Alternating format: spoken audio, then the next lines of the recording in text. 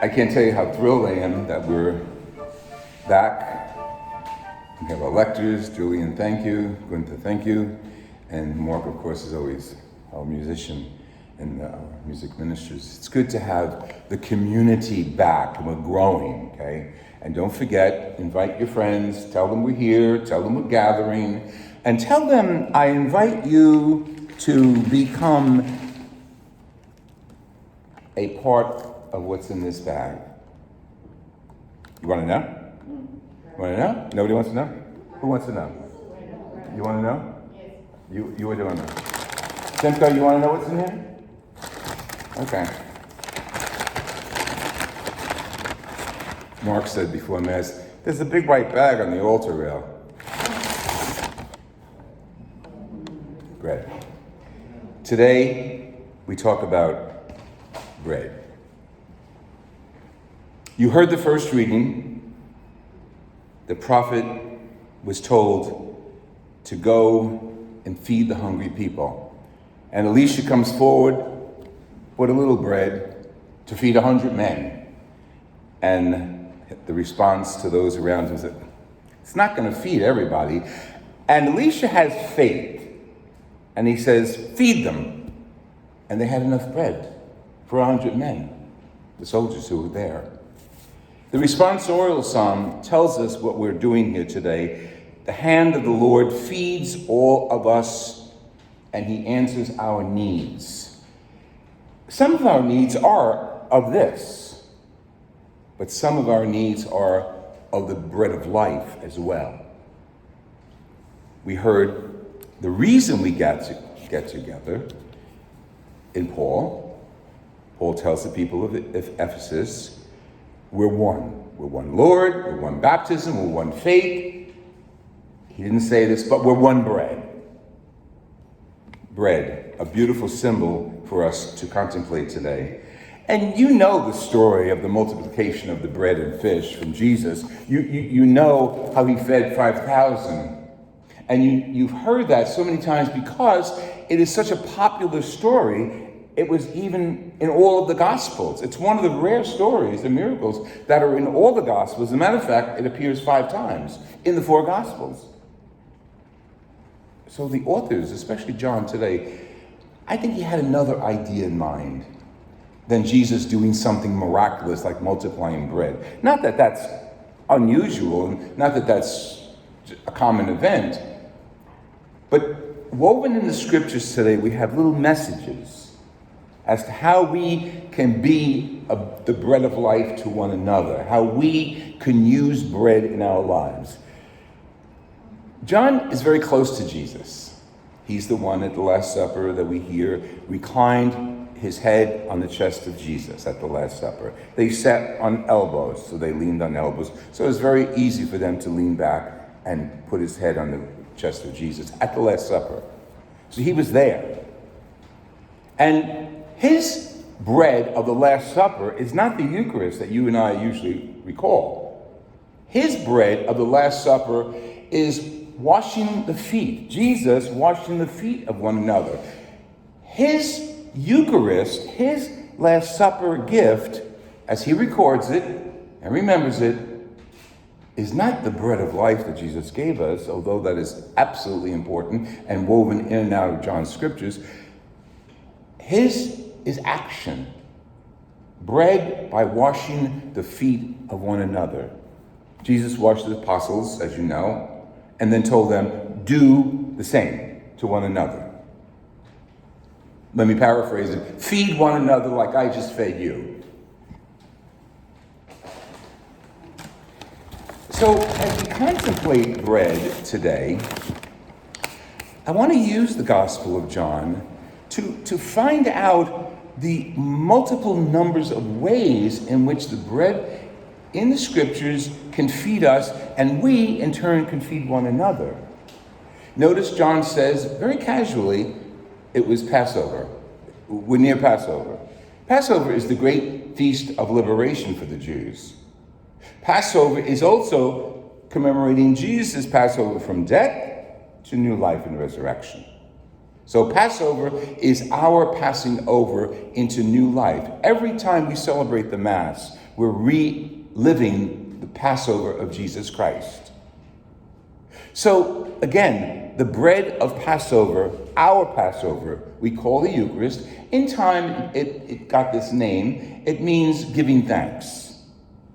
And is the communion, or Holy Communion, or the bread of the meal, the Last Supper. But we call it Eucharist, giving thanks. So the early Christians started calling that. Because when they came together, they gave thanks for what Jesus told them and for what Jesus did for them.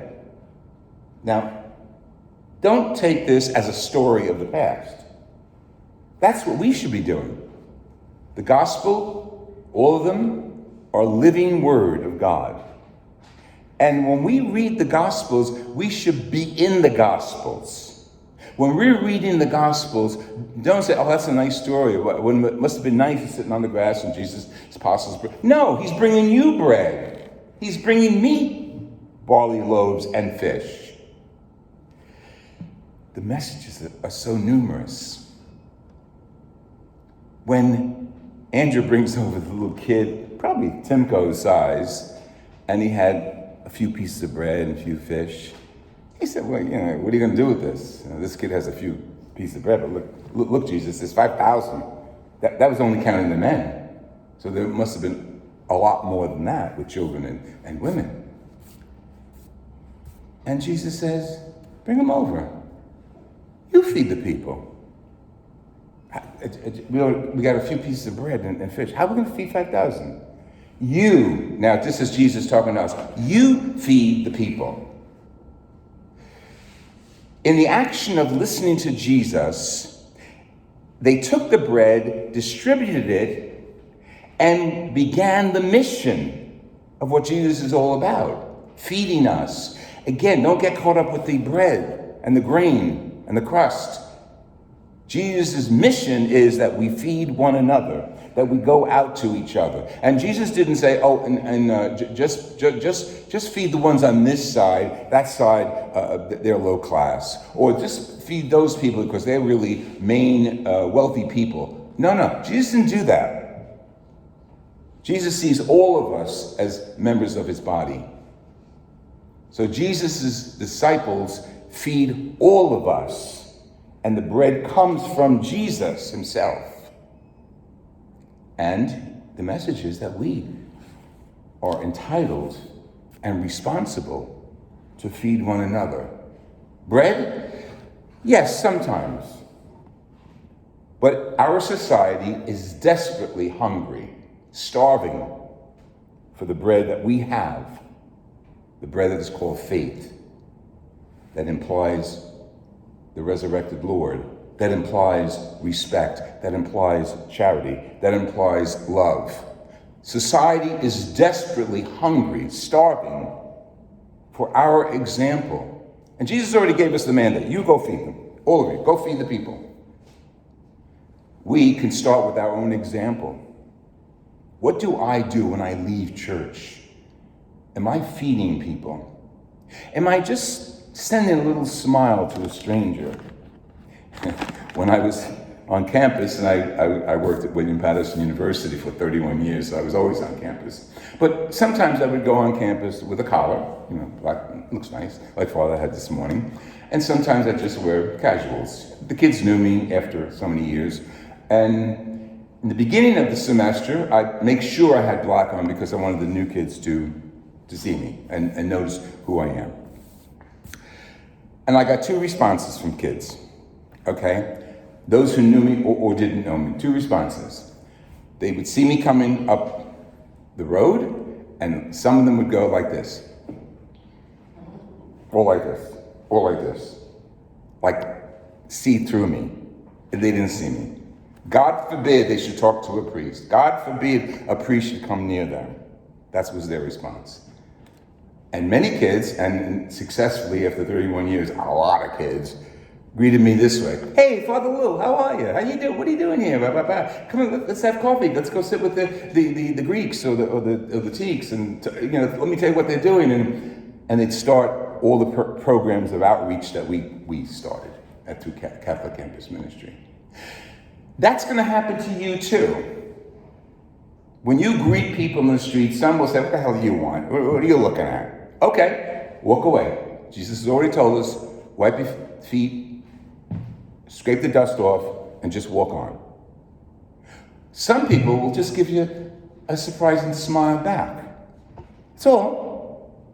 You're feeding them. You're respecting them. And our society is starving for you, for bread. You want to read the papers? You want to read the news? You want to check out your Twitters and your Facebooks? And you'll know who is starving especially, while we have abundance. Because we have Jesus. I don't mean abundance in your pocket. I don't mean abundance in your checkbook. We have Jesus. You couldn't have more than that. We have faith in Jesus. And yet we see people treating each other who are starving like they're dirt in our society. Because of their race, or because of the color of their skin, or because of their language. No. If that goes on and you're present, you are contributing to the starvation of God's people.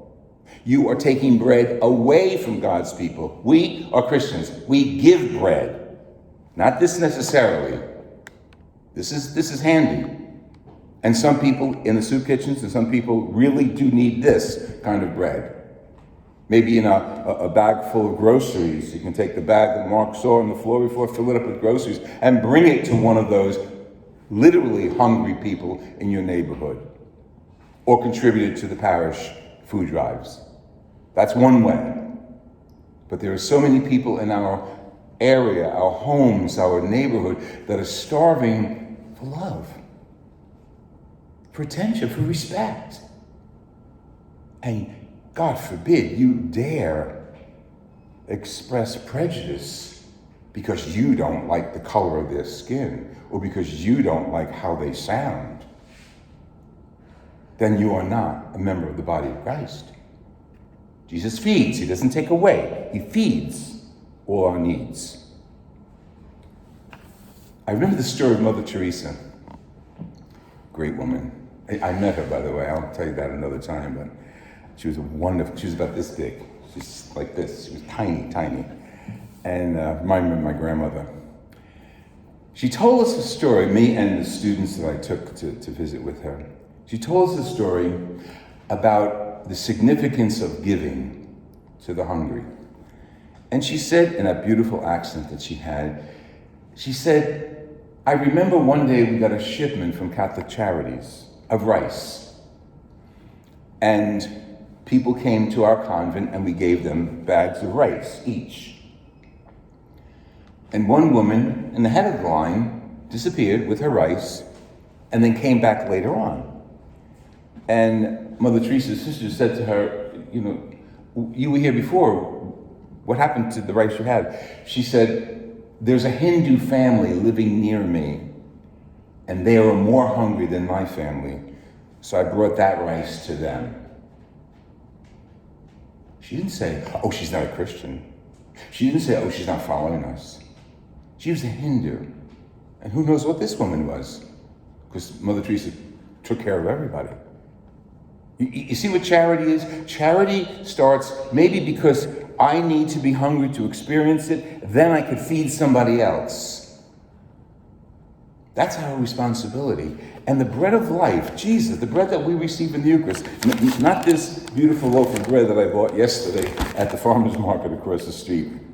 Good bread they have, by the way. Lisa sent me there. She said, oh, you should taste the pies. Next week I'll taste the pie. I don't know if I'll use it in the homily, but I'll taste the pies.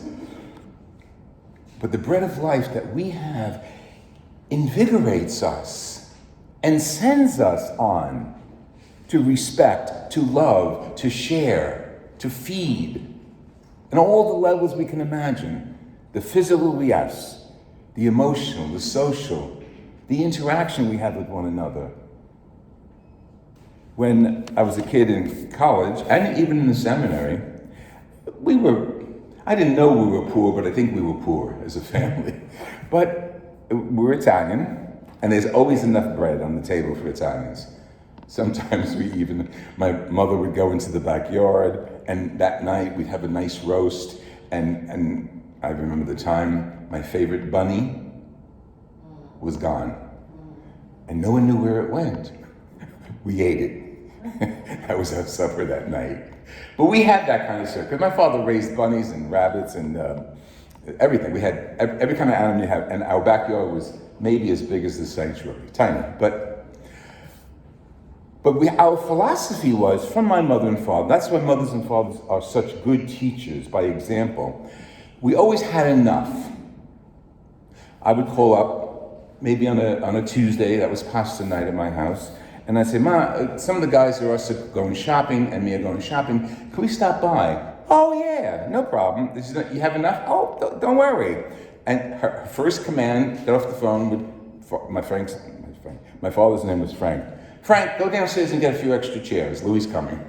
And Frank would go down. He was a very, very supportive father and husband. And he'd bring up a bunch of folding chairs, and we'd squeeze around the kitchen table, and literally squeeze. I mean, if you sat in my seat, everybody had their own seat. I could touch the refrigerator. I could reach over and touch the stove. And on this side was my father, so I couldn't touch him. But not while he's eating. And we'd come in, maybe 10 guys. I mean, you couldn't fit 10 guys in my house, in my kitchen. But we did, with my own family there. And there was always enough. And everybody was able to take a little Tupperware back to the seminary with them. My mother taught me what it meant to feed. My mother taught me, and my father cooperatedly taught me, sometimes you're inconvenienced to feed. You got to go downstairs. You got to get the chairs. You got to set them up. You got to take them down. Yeah, sometimes it's a little inconvenient to take care of one another. But you have God. You have Jesus Christ giving you strength. Always call upon him. Always talk to him. Always ask him to give me what I need to feed my family and friends. Because Jesus is the bread of life, and he answers all of our needs.